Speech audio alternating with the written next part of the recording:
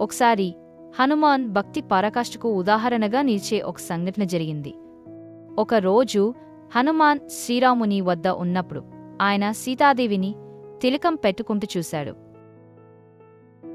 మాతా, మీ రూంలో ఈ ఎర్రటి పౌడర్ సింధూరం ఎందుకు పెడుతున్నారా అని హనుమాన్ ప్రశ్నించాడు. సీతాదేవి నవ్వుతూ, ఇది నా భర్త శ్రీరాముడికి ఆయురారోగ్యాలను ప్రసాదిస్తుందని, ఆయనకు దీర్ఘాయువు కలుగుతుందని నేను ధరిస్తున్నాను అని చెప్పింది. ఇది విన్న హనుమాన్ తక్షణమే ఆలోచనలో పడ్డాడు.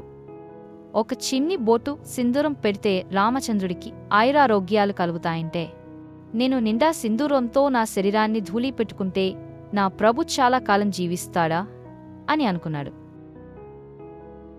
అతను వెంటనే సమీపంలోని కొలంలోకి వెళ్లి తన పూర్తి శరీరాన్ని సింధూరంతో కోటుకోవడం ప్రారంభించాడు. తల నుంచి కాళ్ల వరకు అతను ఎర్రటి సింధూరంతో నిండిపోయాడు. ఆ తరువాత శ్రీరాముని దర్శనం కోసం హనుమాన్ వచ్చాడు.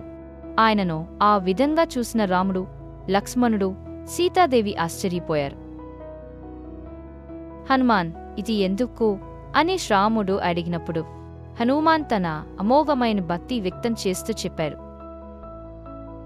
ప్రభు, ఒక చిన్ని సింధూరం బొట్టు మీ ఆయుష్ను పెంచితే, నేను నా పూర్తి శరీరాన్ని సింధూరంతో అద్దుకుంటే మీరు మరింత కాలం జీవిస్తారని భావించి చేశాను.